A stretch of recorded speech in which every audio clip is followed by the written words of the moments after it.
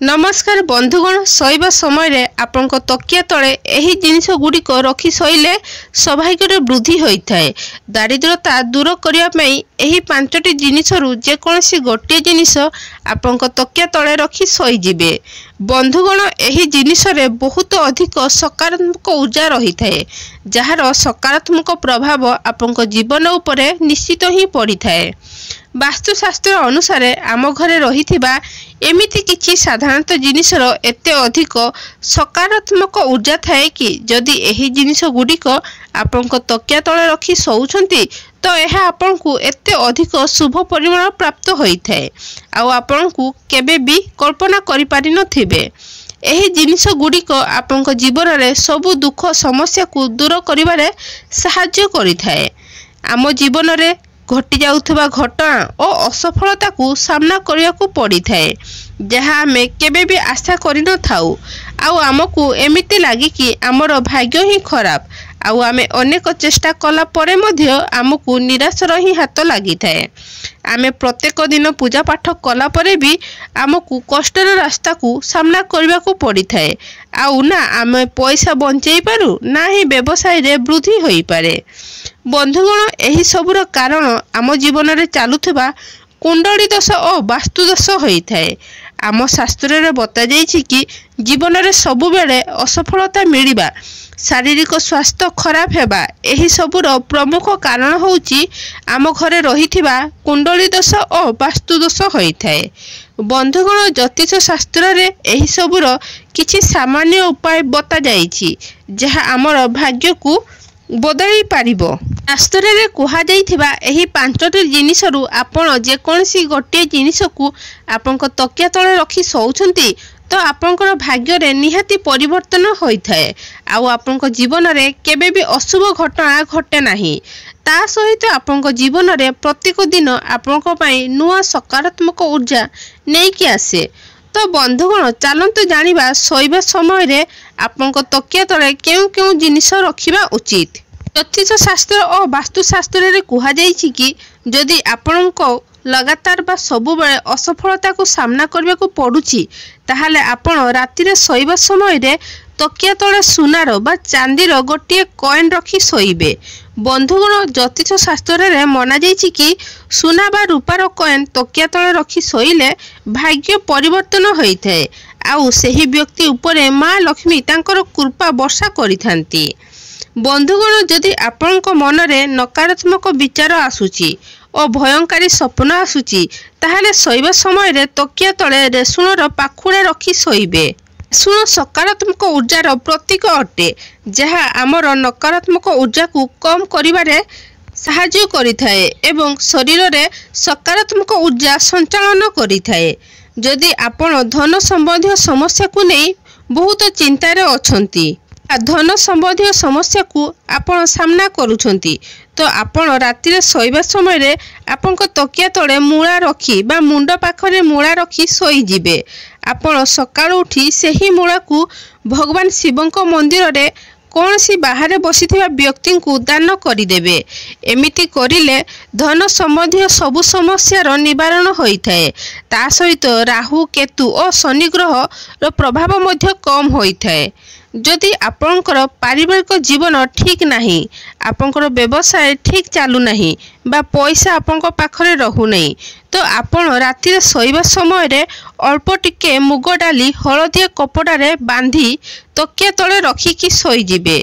फेर सकाळु एहाकू स्नान करि सारिला परे आपण माँ दुर्गा को मंदिर को जाई माँ दुर्गा को पाखरे सेही मुग डाली को अर्पण करिदेबे। बंधुगण एही उपाय को करिले आपणकर व्यवसाय रे ओ आय रे वृद्धि होइथाए। बंधुगण जदि आपणक मन रे कौनसी प्रकार भूल धारणा आसुअछि अथवा आपण कौनसी खराब शक्ति आपण को हठात डर लागुछि बा आपण को हठात मृत्युर भय लागुछि तो आपण शोइबा पूर्व गोटे थर हनुमान चालीसा पाठ करिवे आउ हनुमान चालीसा को आपण तकिया तले रखी शोई जिबे। ज्योतिष शास्त्र अनुसार राहु दोषर कारण आपण जीवन रे निराश अच्छी कौनसी कार्य को आपण सफलता मिलूना अथवा आपण करजरे को नहीं बहुत चिंतार अछंती तो शोइबा समय रे तकिया तले पानमहुरी बा सौंफ रखी शोइजिबे। एही उपायरु राहुर अशुभ प्रभाव सरी जाइथाए। तकिया तले इलायची रखी शोइले व्यक्तिर करज समस्या समाप्त होइथाए।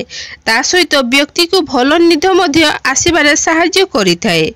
जदि कौनसी व्यक्तिर गुरुग्रह कमजोर अछि तो तांकु भी तकिया तले हलदीर गंठी बा गुटा हलदी रखी शोइजिबे। जदि आपणकर गुरुग्रह मजबूत रहिबो तो चाकरी और व्यवसाय रे उन्नति होइथाए। बंधुगण सूर्य कुंडली रे मजबूत थाए तो व्यक्ति को सब कार्य रे सफलता प्राप्ति होइथाए।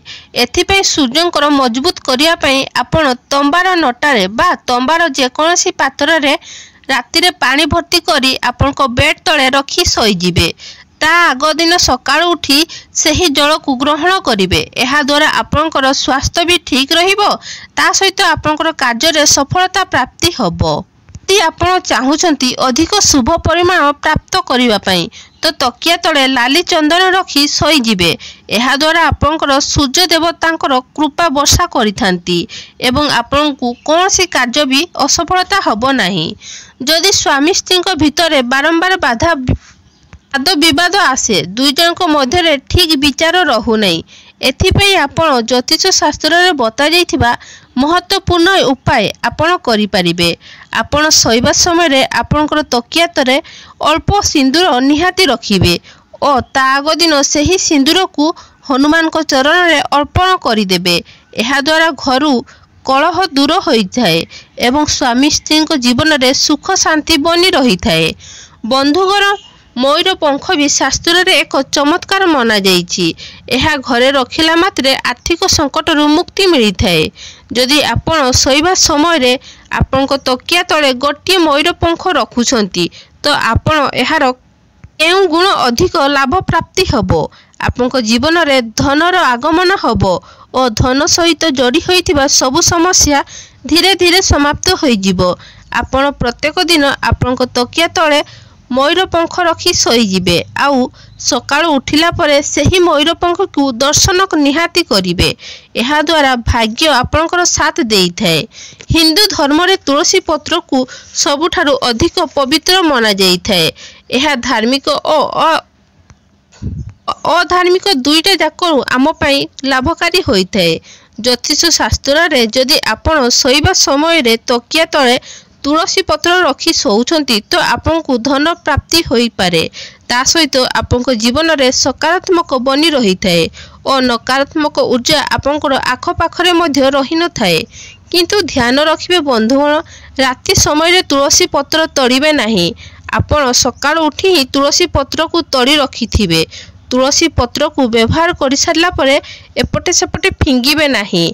एहाकू उचित स्थान रे आपण एहाकू माटी रे पोती पारिबे, नहले जल रे प्रवाहित करि पारिबे।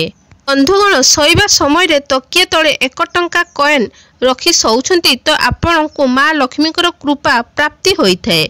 आपण प्रत्येक दिन राति रे 1 टंका कॉइन को रखी आपण को तकिया तले शोइबे।